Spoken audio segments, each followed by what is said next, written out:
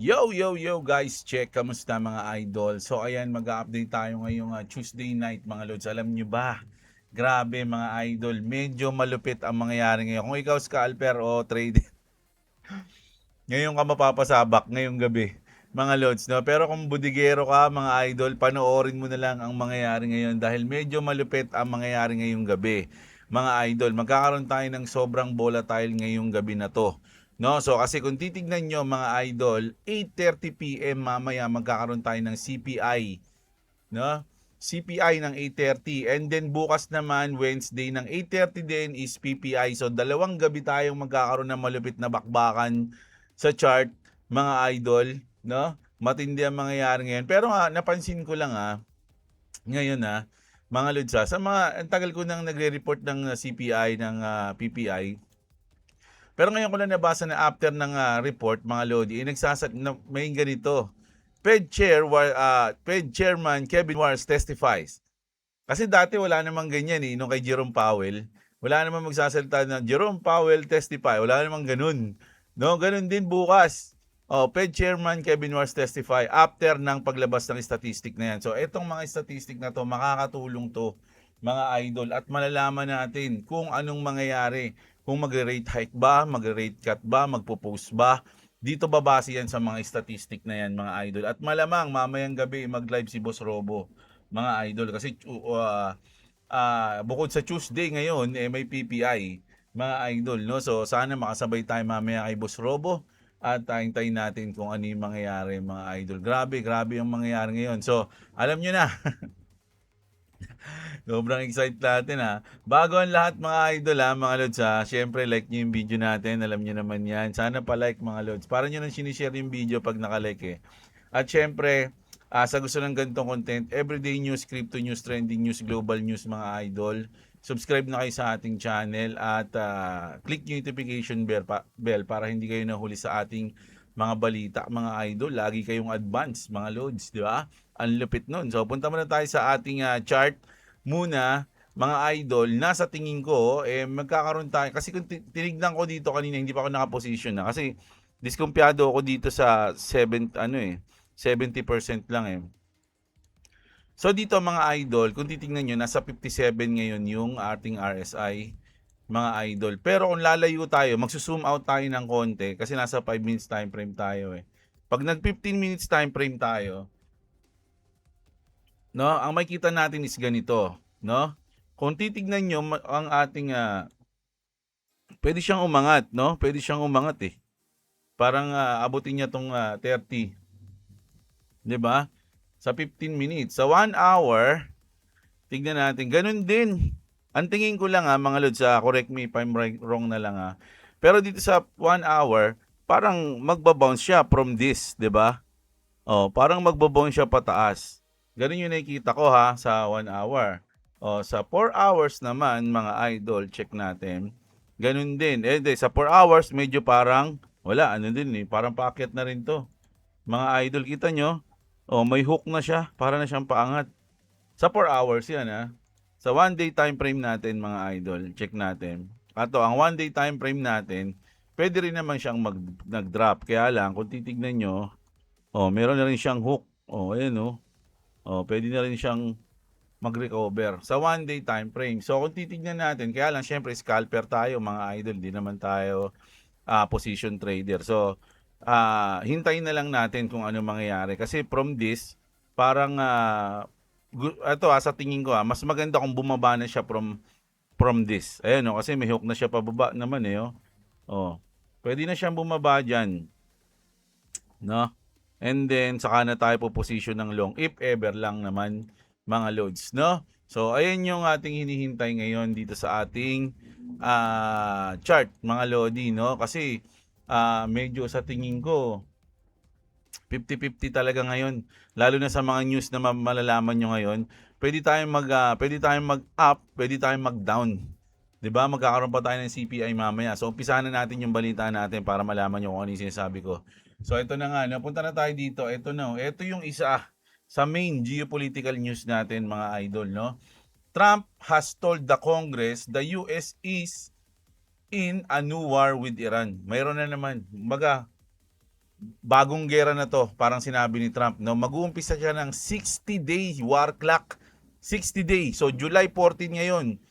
July, August, September. So 2 months, di ba? So hanggang September 14, no? Sabi natin September 15 ang palugid ni Trump para sa war clock na 'yan, no, ng US in Iran. The war o the Iran war is officially back. So, syempre mga idol, alam niyo naman, grabe na yung nangyayari ngayon sa atin. Hindi lang na, alam nyo, nawawala na yung balita. Kasi ang napopokus yung balita sa walang kwentang impeachment eh. Mga idol na nagsasayang lang ng pera. Alam nyo ba na milyon-milyon ang ginagastos kada araw dahil dun sa impeachment trial na yon, mga idol? Pwede ba natin tanungin yun? Impeachment. Impeachment trial. Ayan. Anuhin lang natin. So, dito lang tayo. Halimbawa, ito, no? Wala namang sounds, no? Magkano ang budget kada araw sa impeachment trial sa Senado? O, ayan, tanongin natin ang mga idol. Everyday gumagastos ang Pilipinas ng ting-ding-ding. Ang tagal, wait lang, hintayin natin. Mga idol, no? Tumataginting na walang opisyal na eksaktong daily budget. No, ayan walang opisyal na inihayag para sa impeachment mismo. Pero may datos at estimate na available. Total. Sorry guys, take to direct. Okay, action. Total allocated budget para sa impeachment trial around 26 to 27 million pesos every day ang ginagastos dito. So nakakailang trial na tayo, mga idol? 4 days. Sabihin na natin 20 na lang, no? Kasi kung 25, mga idol, 100 million na ang ginastos diyan sa trial na 'yan, no? Ito ang nakalaan na basta yan sinabi ko lang, mga idol. Kasi ang pinakapunto ko dito, mga idol, magkakaroon na naman tayo ng gera sa yung US sa Iran, mga loads. At tataas na naman. Tumaas na nga yung oil eh. Kanina, Martes ngayon. Diba sinabi ko na to kanina umaga. Tumaas na yung oil. At once na tumaas yung oil, mga lodi, tataas din ang singil ng Meralco. Nag-announce na yung Meralco na magtataas kami ng singil dahil mga demonyo kami. Hindi, joke lang. Nagtataas kami ng singil, sabi nila, mga idol. 'Di ba?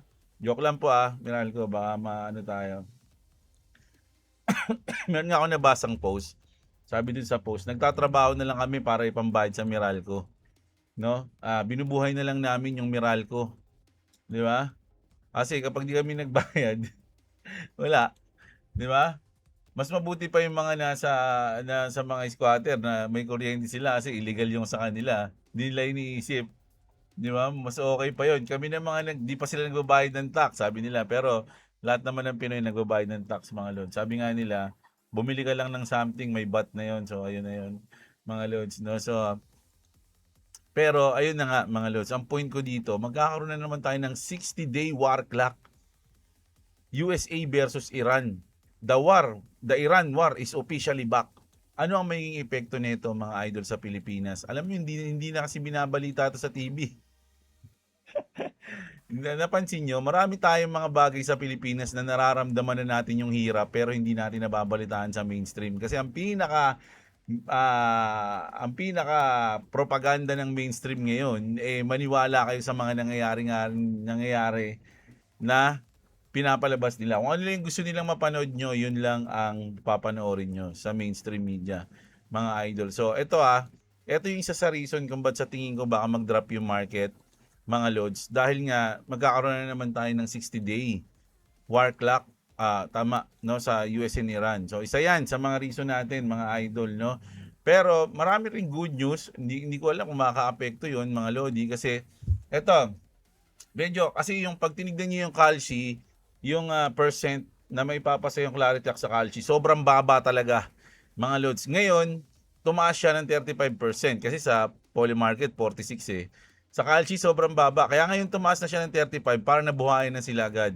No, na support for Clarity Act is building in Congress. Nothing can stop it. it will pass and America will lead the world on crypto. Dapat crypto to, hindi Bitcoin. Mga lods, no? Lahat. Kaya lang kasi si Bitcoin historian yung nag-post. So, ayun mga lods, no? Medyo nagkakaroon tayo ng malaking pag-asa para sa Clarity. Ayun lang yung nakita kong medyo good news ngayon, no? At ito, isang news naman to, yung Bitcoin whale. Weeks after 7 years. 7 years siyang tahimik, mga idol, nag-hold, no? A dormant Bitcoin wallet moved 188 million worth of Bitcoin for the first time in 7 years on July 13. Arkham data shows the whale transferred 2,931 BTC as Bitcoin traded near 64,000. So, nung nag-64,000 mga idol, nag-out siya. No? Kasi syempre inisip niya, ako bababa pa to ng 58 o ganyan-ganyan, no? 7 years ko nang hinold. Ire-rewardan ko muna yung sarili ko. Parang ganun. O kaya ngayon niya lang naalala yung password. Sa wakas, nakalala ko na yung password. Out na. Ganun siguro.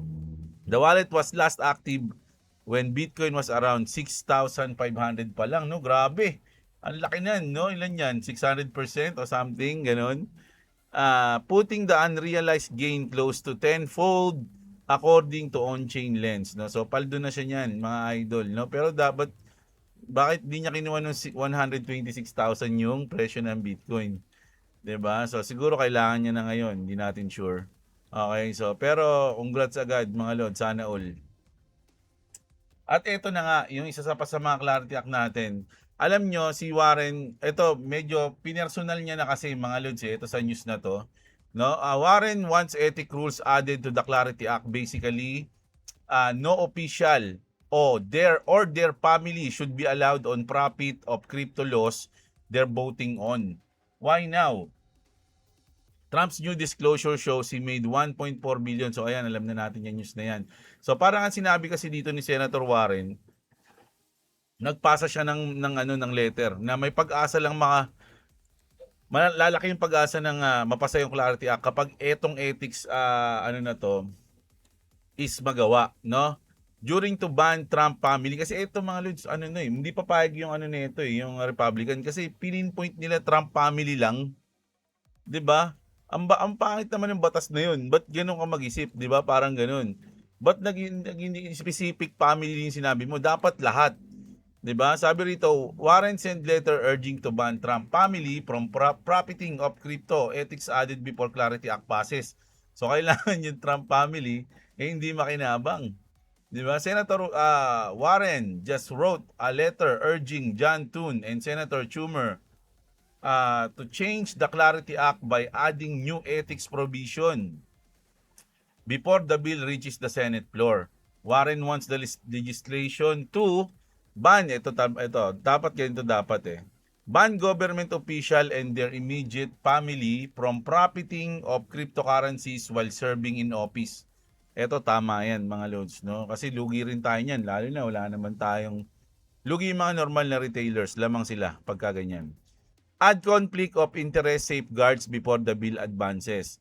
Amend the Clarity Act before senators vote on final passage. Will Warren kill the Clarity Act? No, ayun yung mangyayari.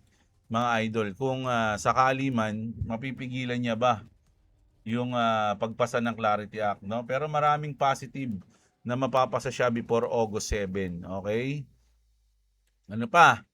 Clarity Act wins key law enforcement backing. The Clarity Act has secured a second public endorsement from a major US law enforcement organizations ahead of its Senate push. The Federal Law Enforcement o yung Federal Law Enforcement Officers Association backed the bill while calling for stronger DeFi accountability. The group said the legislation strike a balance between digital asset innovations and public safety. So, marami ng mga big institution ang nagpo-push na may pasa na to. No, si Senator Elizabeth Warren na lang ang galit, no? At sinasabi niya na dapat di mag-profit yung mga yan, lalo na ang Trump family. Oh, di ba? Ganun. Pero may point naman siya in a way na dapat yung ethics nga, no, yung dapat walang conflict of interest pagdating sa mga opisyal ng gobyerno, which is sa akin tama 'yun. Mga lods. No, kasi baka maganda na nga yung batas natin pero dahil may loophole na ganun, namamanipulate pa rin nila yung market. So, dapat maayos din talaga yun, mga idol. As eto, kinoment kasi sa atin to mga idol ng isang commenter natin na hindi ko raw na na news to. Actually, hindi ko naman talaga siya nakita, mga idol. So, ang kulit kasi ng upo daw ni Vitalik, no? Parang pretzel. O kaya yung inipit. Alam niyo, hindi inipit. Ang tawag dun, yung binibili yung kulay, ano yung parang tinapay na ano, na paikot, parang kadena. Alam niyo yun? Yung tinapay na gano'n. Kasi inipit parang tawag ko dun, eh, yung original eh. Inipit kasi ngayon, parang ano na yung pajibar na itsura eh. Pero yung gano'n, no, yung tinapay na nabibili na medyo matigas, 'di ba? Pas may asukal, ayun yung sa tinaisip ko dito eh. What normal human being sits like this? No, sabi rito, the truth is, he was never normal. From the very beginning, Vitalik Buterin wasn't following the crowd. Tama kayo dyan, mga idol. Medyo weird kasi si Vitalik. No, iba siya mag-isip, kaya nga siya bilyonaryo eh. While others chase comfort, he chase ideas. While others fit in, he builds something entirely new. The weird posture, just a side effect of a mind focus on changing the world. Normal creates noise, different creates the future. No? Alam niyo yung trivia kay Vitalik Buterin kung ba't niya ginawa yung Ethereum? 'Di ba? Kasi ang alam ko lang ako, naalala ko pa, matagal na kasi yun eh. Naban siya sa World of Warcraft na laro, mga idol, no? Naban yung karakter niya doon. So after alam niyo may World of Warcraft, nilaro ko yun nung ano eh, nung college ba ako noon. Basta nilaro ko yun, mga idol. Yung World of Warcraft. Ah, pero kasi depende sa server, yung pangit ng server namin. Ay, hindi ko nagustuhan. Pero, sabi dito mga idol, ay ang sabi nung sa history, nung naban yung karakter niya sa World of Warcraft, doon niya sinimulang gawin yung Ethereum, mga lods. So, kung di siya naban, malamang walang Ethereum ngayon. Ganun. Research nyo, alam ko ganun yun eh. Tapos, eto naman, isa pa, kasama to sa comment ni Idol. Salamat sa comment mo. So, ito yung mga news natin. I want to buy Ethereum really badly. Speaking of Ethereum, no? Sabi ni Dom Kwok, I want to buy Ethereum really badly. The problem is I have an IQ over 20. No, ano to? Sarcastic to, mga idol, no? Parang sinasabi niya na bobo na lang yung bibili ng Ethereum. Parang ganun yung sinabi niya. Mga idol, kasi gusto niya bumili kasi nga syempre na-hype ng ni Eric Trump, di ba? Binalita natin yung nakaraan na nag-post si Eric Trump tungkol sa Ethereum, and then medyo nag-pump siya ng konti. So nag-post din si Don Kwok na gusto kong bumili, kaya lang medyo matalino ako eh. Parang ganun. Kung bobo ako eh, di bumili na ako niyan. Parang ganun yung gusto niya sabihin dyan. No, in layman's term. In layman's term, parang ganun yan, mga idol, no? So, ayan. And dito tayo, nako, yung mga idol ni Eman Velasco. Tama ba? Jake Laber says lives are being shifted this week to Tuesday and Thursday. So nangangako na naman si Idol, no, na magkakaroon ng malupit na mangyayari sa Tuesday and Thursday daw, mga Idol. Ano kaya 'yon, mga Lods, no? What does Jake Laber know what we don't? Well, the universe has spoken. Ito ata yung alignment ng mga stars, no? Well, the universe has spoken, and because my internet is out, it looks like lives are being shifted this week to Tuesday and Thursday. So, ayan yan. Siguro parang inaano niya yung alignment, no? Alam ko, July 17 ba yun? July 17 ata o tama, 17 o 15. Hindi ko alam, hindi ko maalala.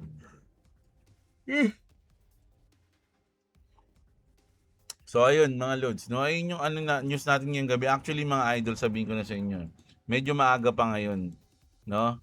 Ang oras ngayon is alas 5 pa lang. Kaya lang mapapanood nyo to mga alas 10. Kasi aalis ako ngayon, mga Lods eh. So, ayoko naman na marami maghihintay mamaya ng news, tapos walang news, no? So, pero ayan, may news tayo. At syempre, abangan nyo yung 8:30 na CPI report, mga idol. At kahit wala ako sa bahay, sasabay ako dito, mga idol. Sa tingin ko lang Sasabay tayo dyan mga lods, no? At sana mag-ingat kayo. Huwag na kayong sumabay.